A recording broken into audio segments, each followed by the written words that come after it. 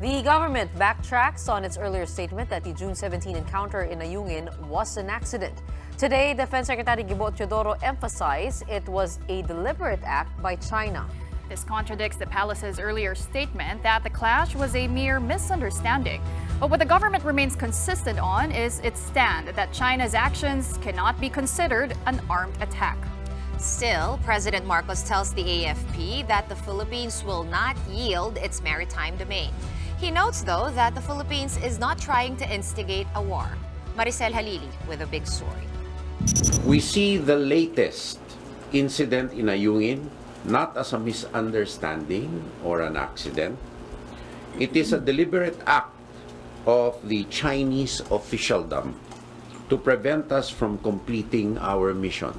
Defense Secretary Gibo Teodoro himself said the June 17 incident where the Chinese Coast Guard rammed Philippine boats and pointed bladed weapons at Filipino soldiers was not a mere accident or misunderstanding. Teodoro's statement goes against the earlier comments of Executive Secretary Lucas Bersamin on the incident.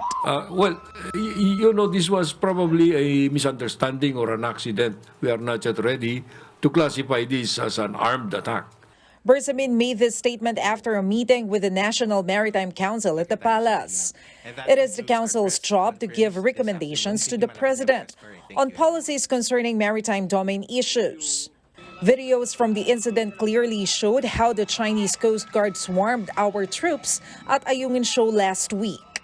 But despite 8 Philippine Navy personnel being injured, including one who lost a finger, the Palace made a statement that it was just an accident.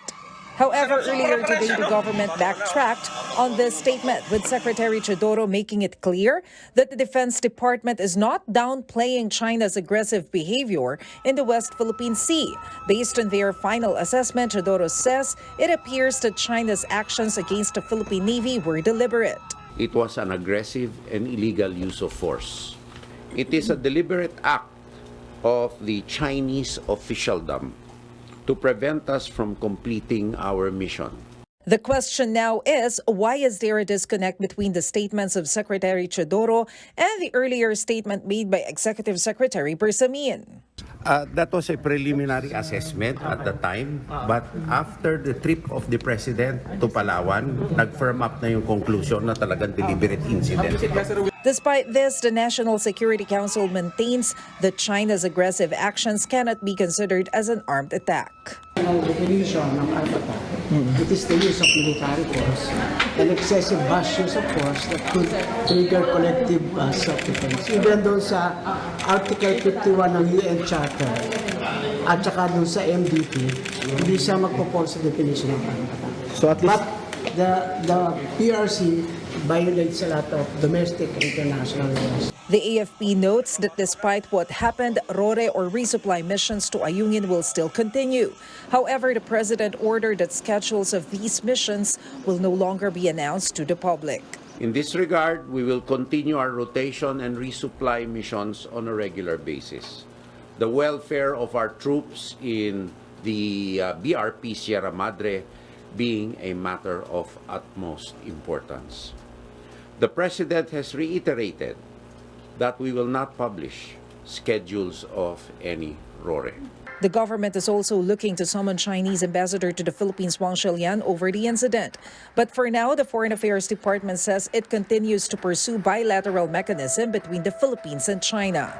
And now we are, it's just that there are certain possibilities of us meeting again sometime in the near future.